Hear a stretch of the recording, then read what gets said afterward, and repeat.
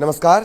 News 18 के digital platform पर आपका स्वागत है। आपके साथ मैं हूं ललित प्रजापति और वॉर जोन को लेकर हम लगातार आपको खबरें दिखाते हैं किस तरीके से वॉर जोन की स्थितियां बनी हुई हैं, सीरिया में किस तरह का घटनाक्रम सामने आया है और आज भी उसी को लेकर हम चर्चा करने वाले हैं। किस तरह से इजराइल का दरअसल रुख क्या है, इजराइल क्या कुछ सोच रहा है उसे लेकर।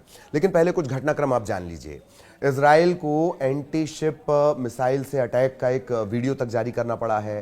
सीरिया के जो जंगी जहाज हैं कैसे पोर्ट पर वो डुबो दिए गए, ये इजराइल को इसके सबूत जारी करने पड़े। इजराइल को F-15 फाइटर जेट से जो हमले किए गए उनके भी वीडियो दिखाने पड़े हैं। तो 2 दिन में कैसे सीरिया की सेना को मिट्टी में मिला दिया गया, उसके वीडियो वायरल किए जा रहे हैं। सवाल अब क्या है? सवाल यह है कि आखिर नेतन्याहू का इरादा क्या है? बशर अल असद को सत्ता से हटाने वाले मिशन के बाद भी इजराइल क्यों घबराया हुआ है? क्या सीरिया में आईसिस की वापसी ने इजराइल को बुरे फंसा दिया है? तो उसका जवाब है ये वीडियो। इसमें हम आपको समझाने की कोशिश भी कर रहे हैं। और सीरिया के लताकिया का एक वीडियो भी वायरल लगातार है। इस वीडियो में क्या नजर आता है? एक पिकअप ट्रक पर आईसिस के जो आतंकी हैं वो अपने झंडे के साथ भीड़ में परेड कर रहे हैं। मैसेज बहुत साफ है कि सीरिया पर फिर से आईसिस का कब्जा हो चुका है। अबू बकर अल बगदादी के बाद अब अबू मोहम्मद अल जुलानी ने बगदादी पार्ट 2 वाला राज कायम कर लिया है। आप इसे आईसिस 2.0 कह सकते हैं। इसे ISIS भी कहते हैं, आईसिस भी कहते हैं। तो आईसिस 2.0 आप इसे कह सकते हैं, जिन्हें विद्रोही और बागी बताकर तुर्की, अमेरिका और इजराइल ने मदद पहुंचाई है। अब उसी जुलानी का आतंकी गुट हयात तहरीर अल शाम ने नए ब्रांड के साथ सीरिया में आईसिस की हुकूमत जो है वो तैयार करनी शुरू कर दी है। इसी को लेकर हम आपको इस वीडियो के जरिए बता रहे हैं। सीरिया में 48 घंटे के अंदर, तकरीबन 48 घंटे के अंदर 400 से ज्यादा हमले करने वाले नेतन्याहू सब कुछ जानते हैं। लेकिन उनका एक बयान आने के बाद दुनिया हैरान रह गई है। नेतन्याहू कह रहे हैं कि वो सीरिया में नई हुकूमत यानी आईसिस 2.0 के साथ रिश्ते कायम करना चाहते हैं। हालांकि वो इस पर कुछ शर्त भी दे रहे हैं। तो क्या सीरिया में नई सत्ता को लेकर नेतन्याहू किसी गलतफहमी का शिकार हुए हैं? क्या सीरिया में हयात तहरीर अल शाम या कहें अल कायदा या फिर इसके असली नाम आईसिस को लेकर नेतन्याहू को किसी ने गुमराह कर दिया है? ये बहुत सारी बातें निकलकर सामने आ रही हैं। अब जरा 2 तस्वीरों को देख लीजिए। इन 2 तस्वीरों की तुलना बहुत वक्त से सोशल मीडिया पर वायरल हो रही है। एक तस्वीर में जुलानी का साथी मोहम्मद अल बशीर है, जो सीरिया का नया कार्यवाहक प्रधानमंत्री बनाया गया है। दूसरी तस्वीर में आईसिस का एक आतंकी है जो बगदादी के आतंक वाली मुहिम को चाकू की धार से आगे बढ़ा रहा था। तो दोनों तस्वीरों में समानता क्या है? इस पर बहुत सी बातें हो रही हैं। जुलानी का साथी मोहम्मद अल बशीर 3 महीने के लिए सीरिया का कार्यवाहक प्रधानमंत्री बनाया गया है। सीरिया में सब उसका आईसिस वाला इतिहास जानते हैं। अब ये सीरिया में नई सरकार बनाने का काम कर रहा है। तस्वीर के बाद वीडियो देखकर तुलना कीजिए कि जुलानी का जो डेप्टी है मोहम्मद अल बशीर, उसका आईसिस वाला जो काला इतिहास है वो सीरिया को किस तरफ लेके जाएगा। क्योंकि सीरिया ने पिछले 15 सालों में इतना खून देखा है कि मर चुके बगदादी और आईसिस का खौफ अब बढ़ने लगा है। इस वक्त सीरिया से बहुत से ऐसे वीडियो आ रहे हैं जिन पर आईसिस की छाप है। बशर अल असद की सरकार में बगावत का विरोध करने वालों को बंधक बनाकर गोलियों तक से भूना जा रहा है। उनकी लाशें सड़कों पर घसीटी जा रही हैं, ये बताने के लिए कि अब सीरिया में बगदादी पार्ट 2 आ चुका है और असद के समर्थकों का सामना अब मौत से है। असद समर्थकों की तलाश में गलियों और मोहल्लों की तलाशी ली जा रही है। उनकी हत्या के वीडियो वायरल किए जा रहे हैं। बहुत साफ सी बात है कि जुलानी के खूनी दस्ते अब सीरिया में 2017 की हार का बदला ले रहे हैं। यही वजह है कि अबू बकर अल बगदादी के बाद अब अबू मोहम्मद अल जुलानी की जीत को बगदादी पार्ट 2 वाला बताया जा रहा है, या कहें कि बगदादी 2.0 वर्जन सीरिया में तैयार हो चुका है। अब इन सब के बीच जो खबरें आ रही हैं उनसे लग रहा है कि सीरिया का जो मास्टरमाइंड है वो तुर्की है। इसकी वजह पहले आपको बता देते हैं। सिर्फ 10 दिनों में इस्लामी चरमपंथी संगठन हयात तहरीर अल शाम यानी HTS ने सीरिया पर कब्जा कर लिया। 10 घंटे के अंदर सीरिया में रूस और ईरान की जो सेना थी उसे भागना पड़ा और पुतिन और खामेनेई को पहली बार सीधी हार का सामना सीरिया में करना पड़ा है। 10 मिनट के अंदर, सिर्फ 10 मिनट के अंदर सीरिया के राष्ट्रपति बशर अल असद को रूसी हवाई जहाज से मॉस्को भागना पड़ा। आखिर सीरिया के अंदर इतनी तेजी से असद, पुतिन और खामेनेई के चारों खाने चित्त ये सभी लोग कैसे हो गए? कैसे अमेरिका इजराइल की बड़ी जीत सीरिया में हो रही है?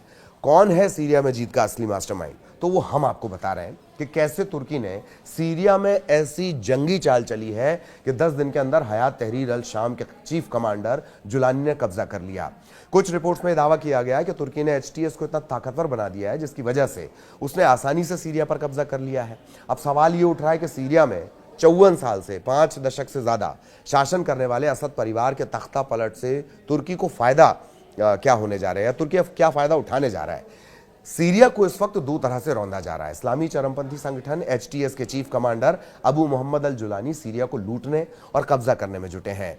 एचटीएस के जो कमांडर हैं अबू मोहम्मद अल जुलानी के बारे में ये जान लीजिए कि वो कमांडर है जो कभी अलकायदा से सीधे कनेक्टेड था, जुड़ा हुआ था। बाद में इसकी विचारधारा आईसिस के चीफ बगदादी जैसी हो गई और इस वक्त कमांडर जुलानी तुर्की का मोहरा बनकर सीरिया में इस्लामिक सरकार बनाने की कोशिश में जुटा है। हैरानी की बात तो यह है कि अमेरिकी कमांडर जुलानी को आतंकी मानता है। अमेरिका जुलानी को आतंकी मानता है और उसके सिर पर अमेरिका ने $1 करोड़ का इनाम रखा है। इसके बावजूद इस वक्त अमेरिका इस्लामी चरमपंथी हयात तहरीर अल शाम यानी कि एचटीएस और कमांडर के खुलकर जंग के मैदान में मदद कर रहा है, जबकि कमांडर जुलानी को, ये दोहरी नीति समझ लीजिए अमेरिका की, जबकि कमांडर जुलानी को मोहरे की तरह इस्तेमाल करने वाला तुर्की कमांडर जुलानी को ईरान और रूस के खिलाफ इस्तेमाल कर रहा है। तुर्की नेटो का वो देश है जिसमें अमेरिका शामिल है। यही वजह है कि अमेरिका भी तुर्की के इस कदम में उसका साथ दे रहा है। इस चक्रव्यूह को रूस के राष्ट्रपति पुतिन और ईरान के सुप्रीम लीडर अली खामेनेई अच्छी तरह से समझ चुके हैं। इसीलिए खामेनेई 10 घंटे पहले टीवी पर आकर यह ऐलान कर रहे हैं कि सीरिया में हुए तख्तापलट के पीछे अमेरिका और इजराइल का हाथ है, जिसमें तुर्की पर्दे के पीछे से मदद कर रहा है। अब ये जान लीजिए कि किस तरीके से सीरिया में मौजूद रूसी सेना और वायुसेना अड्डों को खाली करवा चुके हैं। ये रूस की सीरिया में बड़ी हार मानी जा रही है। इन दोनों का जो सेटअप वहां पर था उसे हटा दिया गया है। सीरिया के टार्टस में मौजूद रूस के नेवल बेस में मौजूद रूसी पनडुब्बियों, युद्धपोत रूस ने सुरक्षित स्थान पर भेज दिए हैं। इसी तरह से सीरिया के खमीमिम में रूसी एयरबेस पर मौजूद लड़ाकू विमानों, मिसाइलों, ड्रोन, एयर डिफेंस सिस्टम को भी सुरक्षित स्थान पर रूस ने भेज दिया है। रूस को क्या लगता है कि इस्लामी चरमपंथी संगठन एचटीएस के लड़ाके सीरिया में मौजूद रूसी सैन्य अड्डों पर हमला करके हथियारों पर कब्जा कर सकते हैं। इसी डर से पुतिन ने यह बड़ा कदम उठाया है। दूसरी तरफ ईरान ने भी अपनी सेना और टॉप कमांडरों को भारी हथियारों के साथ तख्तापलट होने के तुरंत बाद अपने हथियारों के साथ वापस बुला लिया। यहां तक कि ईरान के समर्थन प्राप्त हिजबुल्लाह ने भी सीरिया के कुछ ऐसे इलाके हैं जहां से अपने लड़ाकों को वापस बुलाना शुरू कर दिया है। हालात रूस और ईरान के हाथों से निकले हुए माने जा रहे हैं।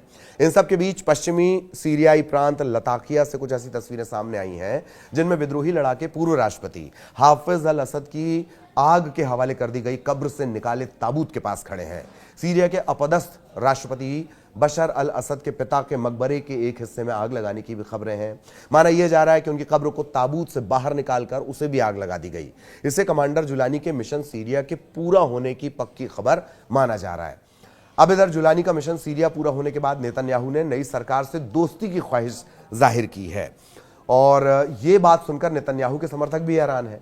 नेतन्याहू अब सीरिया में गोलान की पहाड़ियों पर पहुंचकर अपनी बड़ी जीत का दावा कर रहे हैं। टूटा और बिखरा हुआ सीरिया जो इस वक्त आईसिस के आतंक की चपेट में है, नेतन्याहू की सेना उसके उस हिस्से पर काबिज हो गई है। नेतन्याहू इस नए बफर जोन को सुरक्षा का अस्थायी इंतजाम बता रहे हैं, लेकिन बड़ा सच ये भी है कि संयुक्त राष्ट्र ने इसे अवैध बताया है और कहा है कि नेतन्याहू 1974 के विस्थापन समझौते का उल्लंघन कर रहे हैं। इजराइल ने 1967 में दक्षिण पश्चिम सीरिया के गोलान के पहाड़ों पर कब्जा किया था। अमेरिका को छोड़कर बाकी दुनिया और भारत भी इससे सीरिया की जमीन पर इजराइल का कब्जा मानता है। सीरिया ही नहीं, अब सीरिया के पड़ोसी देशों के लिए भी आने वाला जो वक्त है वो खतरे से खाली नहीं। युद्ध कब, कहां, कैसे शुरू हो जाएगा ये अब अमेरिका और इजराइल से ज्यादा जुलानी तय करेगा। सीरिया में तो उसने बिना लड़े दमिश्क पर कब्जा कर लिया। सवाल है कि क्या उसका अगला टारगेट तेल अवीव होगा या फिर वो बाकी अरब मुल्कों पर अपनी नजर गड़ाएगा।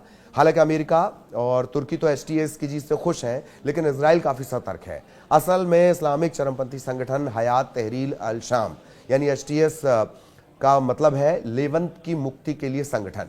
आईडीएफ के जो पूर्व ऑपरेशन प्रमुख हैं इसराइल जिव, उनका यह दावा है कि एचटीएस यानी लेवंत की मुक्ति के लिए संगठन का मिशन है सीरिया, लेबनान, जॉर्डन और इजराइल को मिलाकर एक नया इस्लामिक देश बनाना। तो ये वॉर जोन की स्थितियां हमने आपको बताई हैं। इसी तरह के वीडियो हम लगातार आपको बताते हैं। अगर आपको ये वीडियो अच्छा लगा है तो इसे लाइक करें, और तमाम जानकारी के लिए आप हमारे इस तरह की तमाम जानकारी के लिए आप हमारा पेज भी सब्सक्राइब कर सकते हैं। तो फिलहाल इजाज़त, और क्या कुछ आप देखना चाहते हैं वो भी कमेंट के जरिए आप हमें बता सकते हैं। नमस्कार।